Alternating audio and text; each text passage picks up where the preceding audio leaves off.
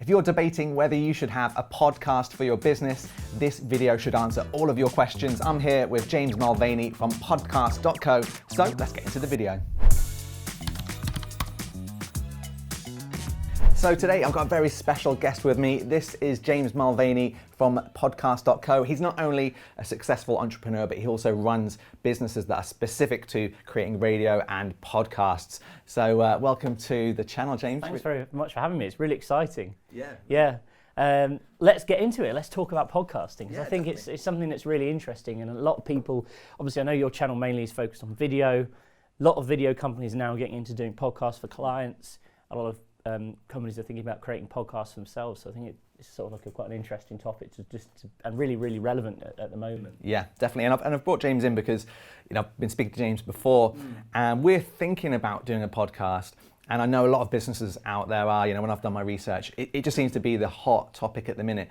So, essentially, does a business need to have a podcast in your opinion? I mean, I think it's quite an interesting thing to look at. If you rewind 20 years back to say 2000, businesses were still on the fence about do they even need a website. They were like, some businesses had a website, some didn't.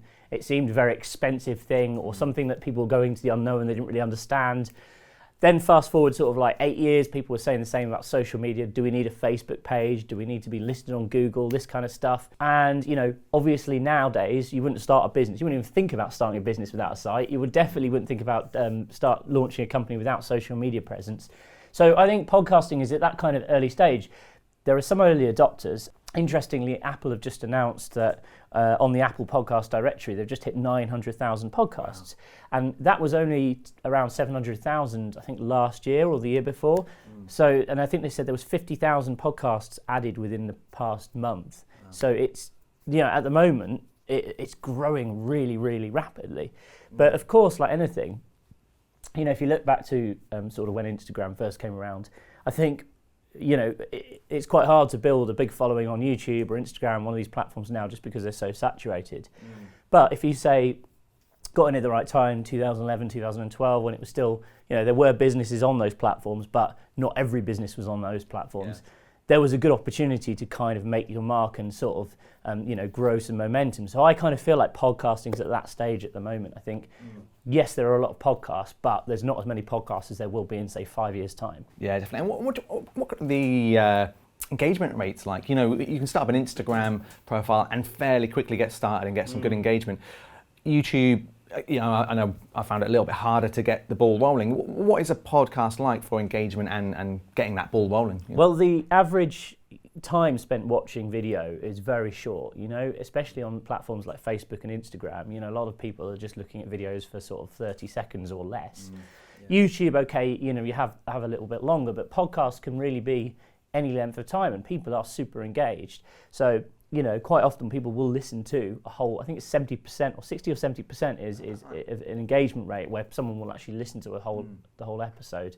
When it goes down to episode length, because this is a question that seems to come up all the time, so I might as well answer it straight away, is I recommend between 20 and 30 minutes, just because, it's enough to kind of give enough value in terms of the length of content, but it's not so long that someone can't digest it, because like normally people will listen to a podcast when they're commuting to work in the morning or on a train or on a bus, or, maybe if they're doing some cooking or housework or something like that. So it's kind of like a good length of time where someone could go from start to finish, during the commute. And that means that you have their attention for that whole span. If you start going to like an hour long, quite often people will have to come back to it and they might not come back for a second sitting because they'll have moved on to the next. So. But then that's still a tremendous amount of time to have someone's attention for. And I think as a business, there's 3 different ways you can use podcasting. The first is to attract new customers, as a sales tool. The second is to engage with existing customers. And the third, for larger companies, is to actually engage with staff, so using it as an internal communications tool. So I think, there's 3 different sort of models of operation there for someone who's looking to do podcasting for their company or a brand. It's just about planning and executing it and coming up with a strategy that's interesting. I think going into it just sort of from fresh and just making it up as you go along probably isn't the best of ideas. Yeah. So I think, having a good plan and kind of trying to come up with a hook, something that's going to be interesting to your audience is most important. So, I mean, I've definitely felt that myself. You know, when you're on Instagram or you're on Twitter, it's very easy just to keep doing this, just keep flicking through and skip everything. When you've got a podcast, I know in the car, on a run, in the gym, wherever, you don't feel the need to skip as much, do you? Unless the podcast is terrible, you are going to listen to it all the way through. And I find myself, especially on a long, I live in Manchester, my family are in Norwich, and on a journey, sort of 4 or 5 hour journey now in the car, I just have podcasts on all the time. So you could get through quite a few podcasts in 4 or 5 hours, you know. Yeah, definitely. And I think the sort of ones I listen to, I feel like I'm learning a lot as well. So I'm finding it more interesting than even an ebook or something like that. So James is going to be with us on another video teaching us how to create a podcast from scratch. So make sure you hit the notification bell if you want to be notified about that one. But you know, while we're here, how hard is it to really, when you get started, to get that ball rolling and rank? You know, what can you actually do to get those first few listeners in, and what are the kind of tips and tactics there? Well, I think firstly, as a business, you need to, you know, rely on your existing reach. So once you've created a podcast, make sure you tell everyone about it. Just uploading it and hoping they'll come is not the best strategy. I think you need a marketing strategy around it to really back it up. So I think firstly is look at, you know, send it out to do a mail shot to your existing email list. You know, make sure that everyone who's your customer base is aware. You know, if you've got a prospect list, they're all aware. And as I say, I think get a hook that's something that people really want to listen to. You need to sort of think, right, what's really relevant to my audience, and what's something that everyone is kind of dying to know but they don't know, or you know, it's got to be kind of creative. It's got to sound interesting, and it's got to be enough to really get them started. And I think again, when they start listening to it, those sort of first couple of minutes are crucial, because you need to really get their attention to ensure that they're then going to be with you for the rest of the episode. Certainly with business, I think offering information is always good. You know, look at what kind of problems your customers are having and try and deliver as much value to them as you can. And again, don't be too sort of super salesy for a podcast, because if all you're doing is pitching people throughout the whole thing, they're going to lose interest very quickly. Yeah. That's what I was going to ask. You know, what do you talk about? Because that's one fear I know I was going to have is when you do a YouTube video, it seems for me a little bit easier to say, okay, we're going to do a tutorial on how to create this sound effects or this transition, this kind of thing. On a podcast, you know, because it is all speech and there's no visuals there. You know, I've listened to a few podcasts, and I'm never quite sure how I feel about them. Some are quite rambling, go on forever. Some are concise, and there's a market one I listen to, which I think is about 2 or 3 minutes, and I quite enjoy that one. What would your recommendation be? Should you ramble a bit, or should you be very to the point and scripted? That's a very good question. I think the best thing to do, and what we advise most of our business clients, is, you know, have a structure in place. So each episode has to follow the same structure. So kind of people who are listening know what to expect. It's good to go off and digress and kind of, especially if you're, you know, like we're doing today, you're speaking to someone else. A lot of podcasts are based around interviews, and also it's a great sort of business development and networking tool, which I think we're going to touch on in another video. But, you know, there's no harm in making it conversational. Think about when you're editing that you want to try and bring it down. So normally when I'm recording a podcast, especially if I'm interviewing someone, you know, I might talk to them for 30 or 40 minutes, and then we'll try and bring that down, say, between 20 to 30. Okay. You know, again, don't worry or stress out too much if it's 20 minutes or 25 minutes or 23 minutes, you know, but just try and keep every episode roughly the same length, keep them to the sort of same structure. You know, again, I think it's always good to prepare not a script, although you can script it. So when I script an intro, we'll have a list of bullet points saying, you know, today you will learn X, Y, and Z, and then we'll cut to the interview just to make sure that the intro is really compelling. Within the first 30 seconds of them pressing play, they know, wow, I'm going to learn this, and this is right for me.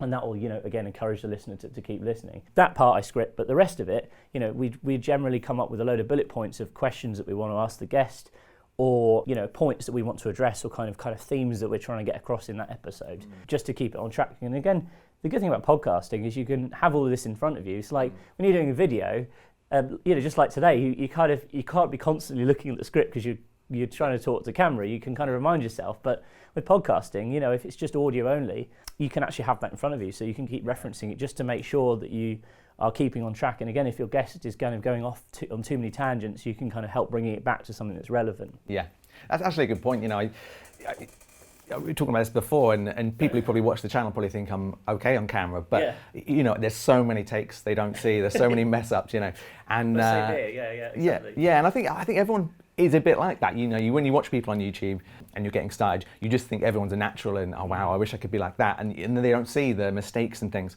So that's just a good point. That when you've got a podcast, you can have those words in front of you. You can have the script, and no one can see that. And again, it doesn't have to be a one-take wonder. The creating a podcast, it should be fun and it should be conversational. And I think, if you're interviewing a guest as well, it makes it feel more natural. I think that's the good thing about having guests is there's not so much pressure on you to just speak to the camera and deliver a perfect performance, because actually it's just like you're having a conversation in. Like you do every day, like you have a meeting, or you meet someone that sounds really interesting and you ask about their story. But I think that the main thing is that gone are the days where podcasts are just two blokes down the pub having a laugh. I do think you need to try and be creative and think about what message you're trying to get across and what value you're trying to deliver to the audience.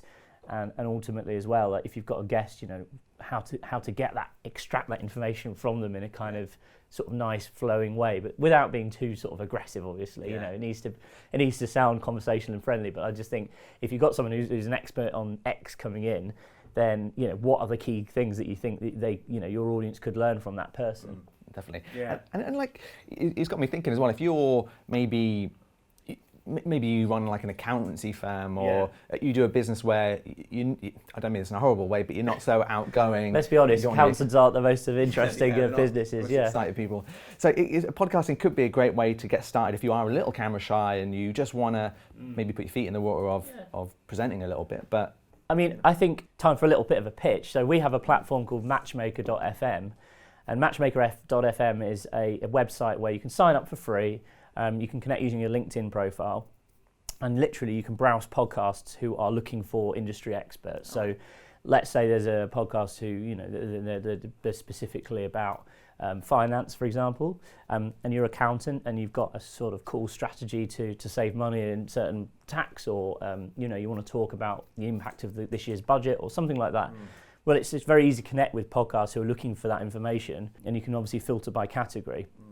That's a great way to sort of dip your feet without kind of sort of committing to creating a full podcast series yourself. Yeah. So I think appearing as a guest is a good, and it also gives you good practice, doesn't it? Behind the microphone, it gives you good practice of sort of speaking kind of fluidly. But then again, I think, there's no real difference to just having a casual conversation, which we all do anyway. Yeah, I think people just get too caught up thinking it's somehow they have to sound all sort of like a news reporter and really formal, Properly scripted. Yeah. What I'll do is I'll put a link in the description to that site as well, so you can check that out. I mean, it sounds like something I'm going to check out as well, because it sounds like a great service, because it's something I know that I've found. I mean, you're actually one of the first guests on the channel. Yeah. And it can seem a bit daunting as well, just to reach out to people. So having that there is going to be... Well, the benefit of using a platform like Matchmaker is all the podcasts on there are actively looking for guests. And if you've got a podcast and you're looking for guests, all the guests on there are actively looking to be featured on podcasts. So it sort of breaks down that barrier, because traditionally to find guests, either you rely on your contacts or your sort of wider network, or you can reach out to people, but not everyone's interested, or some people just get freaked by the idea, so I think this is why it sort of solves that problem. And as well, you can filter by equipment, so that certain guests, I've done podcast interviews in the past where the person I've been interviewing has just had like a laptop, and of course it's like they're in a big echoey room, it doesn't really sound great, so you can see, does this guest have like a good quality USB microphone? Again, if you're sort of serious about going into it from a business perspective, I think it's well worth investing in a decent USB mic. Obviously, you know this. You sell them, but it makes a huge difference to the quality of the production versus just saying, oh, it's fine, I've got a webcam and a microphone built into my MacBook. It really, the audio quality makes a significant difference, and also it helps reduce listener fatigue. So if someone's listening to something that just sounds poor quality, they're more likely to switch off. But if it doesn't have to be perfect. You don't have to go and rent a fancy studio, but getting a USB mic will make a huge difference. And I've got to say that, I mean, I listen to Gary Vee, who I love, to bits. I don't want to put him down too much. But you know, his strategy is to put out as much content as you can.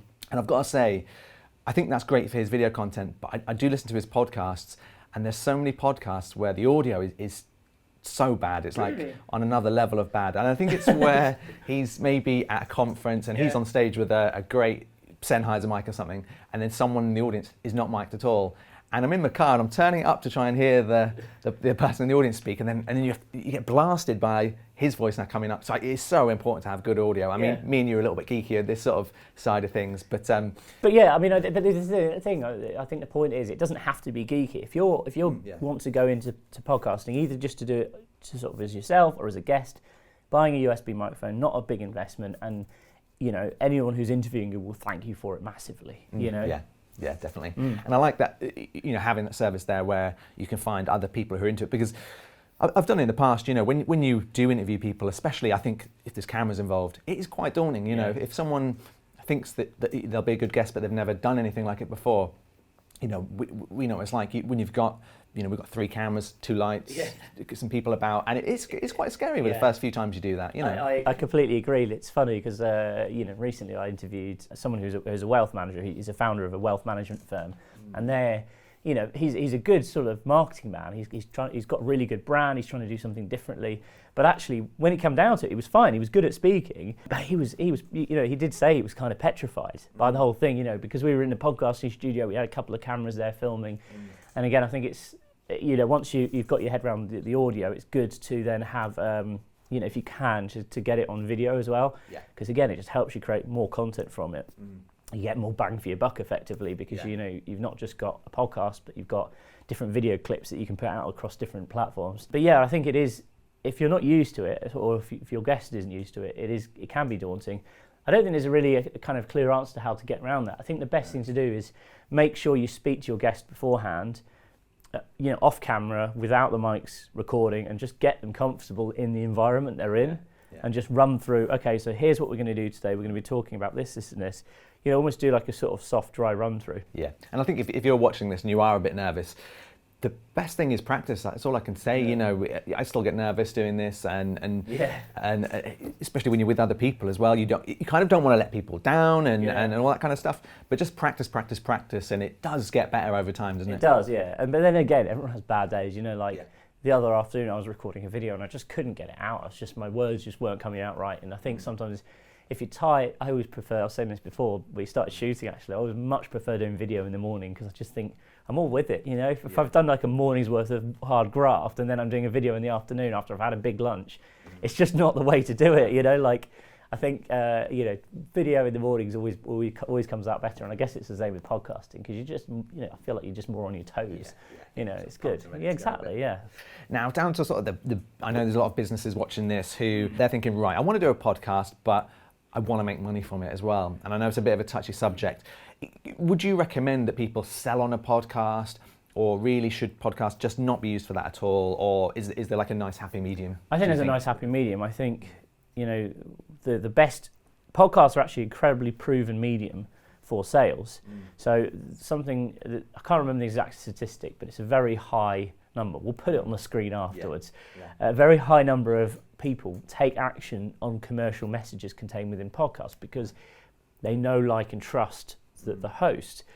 So the way to do it, I think, is not to just put in like cheesy spot adverts, you know, before and after. I think there's something called a live read, which is basically where, you know, you as the host just politely kind of say, look, I think this is a great tool for you to use, or it will help you out, and just be casual about it, but, you know, have a clear call to action. So there's no harm in having that halfway through, and that doesn't necessarily have to be a hardcore sales pitch. It could be asking them to take some kind of form of action. So, for example, quite a lot of the time, you know, I'll ask people to subscribe to us, or, you know, it might be giving away a free video or a free PDF download or something like that to kind of get them on your email list.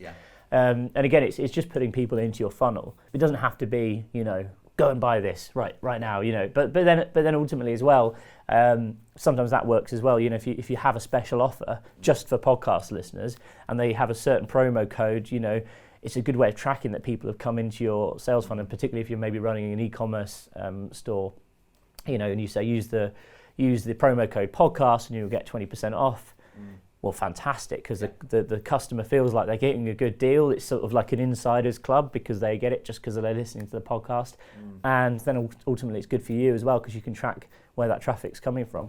That's cool. Yeah, I mean, I've heard a few podcasts, I'm sure many people have, where the podcast starts, you hear the kind of the hook, the thing that you want to get you listening, and then there's 20, 30 ads, and it does turn you off a little bit, because you feel like I think in some ways you feel like you're being used, like there's not really any value about to come up. Yeah, but then I think, especially if you're looking at doing podcasts for your business, you're not going to want to run adverts for other people's businesses. It's mainly going to be either to build brand awareness and to get more people into your funnel, or to sort of add value to your customers and potential customers, and use it to kind of persuade them, or sort of demonstrate the value of what your services you offer or the products that you sell. Yeah, definitely. We've found that, especially with our YouTube stuff, that if you've got a good product and service as well, and you're doing these kind of videos where you're helping people, you do build up that trust with the viewer or the customer anyway. And then I think there's a certain percentage of people that are just naturally going to be interested in what you do, check it out, and sort of come back to you as well. So there's that factor that you have that. So you shouldn't almost be too forceful, because I think you can lose them the other way by. Yeah, I think you need to, basically you want to leave them hungry for more. So rather, if you're just sort of trying to slap people around the face in episode 1 and say buy, of course they're going to lose interest. But if you do a season of information, and you use some certain points, certain kind of key trigger points, you can use it to promote your products and services. But you don't, you need to make sure that you're giving value ultimately, I think. Yeah, definitely. Cool. Well, thanks very much, James. So we're going to be doing a whole series of these videos.